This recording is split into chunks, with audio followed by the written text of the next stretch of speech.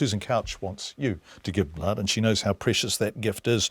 In 2001, Susan Couch survived William Bell's attacks on the Mount Wellington RSA. You'll remember them. 3 other people died.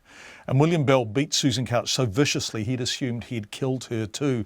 But she survived remarkably with a brain injury and partial paralysis. She lost 3/4 of her blood that day, and had there not been blood available, she would certainly have died. Now, on World Blood Donor Day, she's reminding those of us who can donate blood to do so, because it really is the gift of life. I spoke to Susan Couch today and asked her how she got involved in the campaign.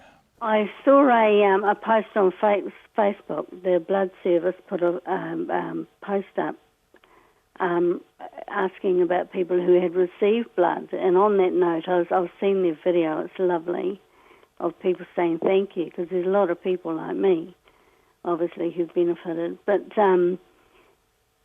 it was, and I was unable to do the video the day they were shooting it. So, this is how this has come about. So you volunteered. You put your hand up and said, I'd like to help.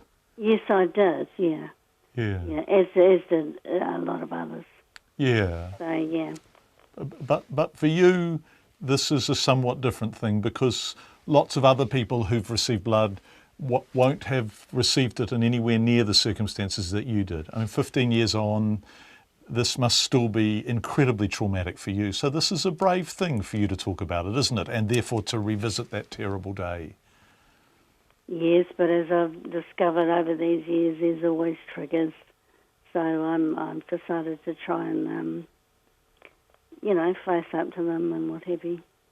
There will always be triggers.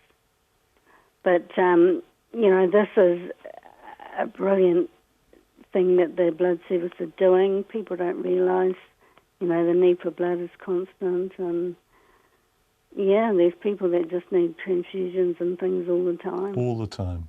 It's just, as I say, it's just giving the gift of life to someone in need. So. Yeah. You were unable to give blood, right, because of the injuries you suffered that day? That's correct, because not everyone is eligible. And I did look into, it was a couple of years ago now, because of the brain injury. So there are quite a few ways you're ruled out, but, a sort of less than 4% of people who are eligible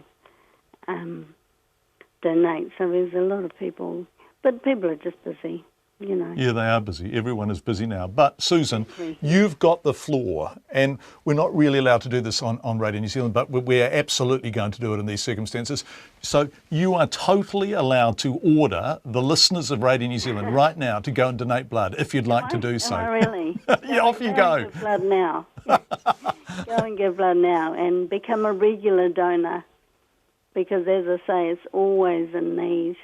And, you just can't imagine if you're at the hospital with someone you love and there's no blood. There was no blood in the blood bank.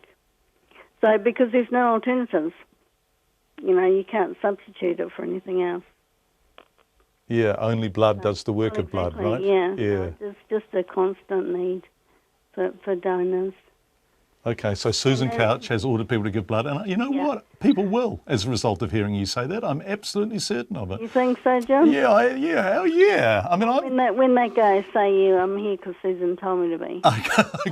Okay. They'll get a free set of steak knives or something. They can get a free pen. Yeah, okay, good. And a cup of tea and a biscuit, which is always a sugary cup of tea. I always enjoy that. Yeah. Cup of tea and a bicky. Yeah, it saves lives. It's like the St. John's. They save lives. You can't be without them.